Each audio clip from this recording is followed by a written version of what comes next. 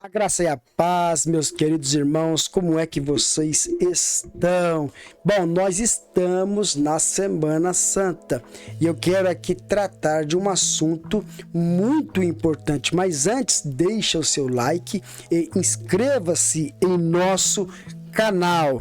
Bom, não é novidade que os evangelhos demonstra que Jesus por diversas vezes deixou claro aos seus discípulos que importava ou que era necessário que ele fosse a Jerusalém, que ele fosse açoitado, fosse morto e ao terceiro dia ressuscitasse. Essa fala de Jesus aos seus discípulos é perfeitamente comprovada pelos profetas. Em Isaías, no capítulo 53, vai dizer assim: certamente ele tomou sobre si as nossas dores e enfermidades, levou sobre si e nós o reputávamos por aflito de Deus, ferido e oprimido, mas ele foi transpassado pelas nossas transgressões e moído pelas nossas iniquidades. O castigo que nos traz a paz estava sobre ele, e pelas suas pisaduras nós fomos sarados. Então Isaías já fazia menção ali do servo sofredor. Quando nós vamos ler aqui o Evangelho de João, no capítulo 11 e no versículo 47, está perfeitamente estabelecido o plano para tirar a vida de Jesus. Diz o texto: então os principais sacerdotes e os fariseus convocaram o sinédrio e disseram: que estamos fazendo, uma vez que este homem opera muitos milagres ou sinais? Se o deixarmos assim, todos crerão nele. Depois virão os romanos e tomarão não só o nosso lugar, mas a nossa própria nação. Caifás, porém, um dentre eles, sumo sacerdote daquele ano, advertiu-os, dizendo: vós nada sabeis, nem considerais que vos convém que morra um só homem pelo povo, e que não venha a perecer toda a nação. Então, este texto aqui, após Jesus operar o milagre da ressurreição de Lázaro e muitas pessoas ir ao seu encontro, aquilo estava incomodando as autoridades. Então eles convocam o sinédrio, o conselho máximo ali em Israel, para tratar exatamente deste assunto.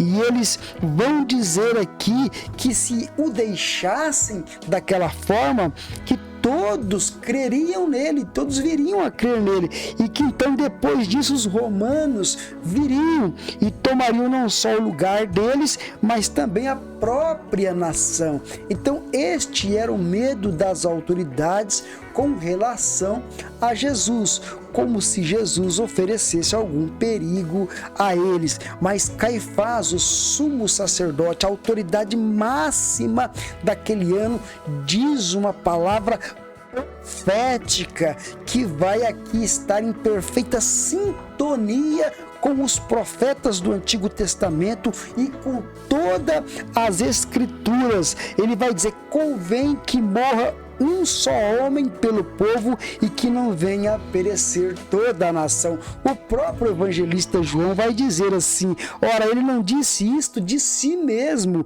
não foi uma palavra dele solta, de seu próprio pensamento, mas sendo sumo sacerdote, aquele ano profetizou que Jesus estava para morrer pela nação. Então o sumo sacerdote Caifás, aqui preocupado e falando esta palavra, ele profetiza que Jesus iria morrer pela nação, daria a sua vida pela humanidade. Então aqui está posto todo o contexto em que vai se desenrolar a narrativa que se culminará na morte de Jesus Cristo. Mas ainda há uma peça importante entre os religiosos e a prisão de Jesus.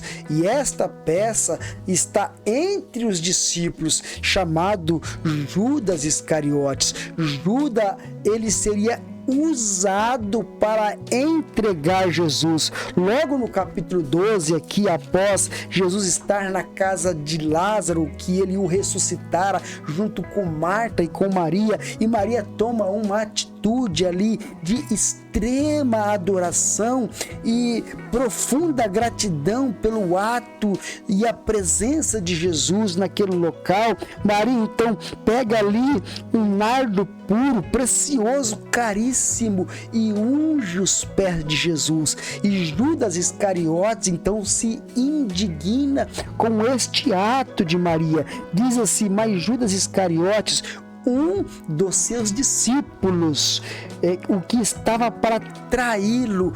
Então João coloca desta forma: o que estava para traí-lo. Então a intencionalidade de trair Jesus já estava no coração de Judas. Ele seria a peça que entregaria Jesus para os religiosos. Então ele estava para trair Jesus, e ele diz: por que não se vendeu este perfume por 300 denários e não o deu aos pobres? Então João vai denunciá-lo aqui no versículo seguinte. Ele diz assim: isto disse ele não porque tivesse cuidado dos pobres, mas porque era ladrão, e tendo a bolsa, tirava o que nela se lançava.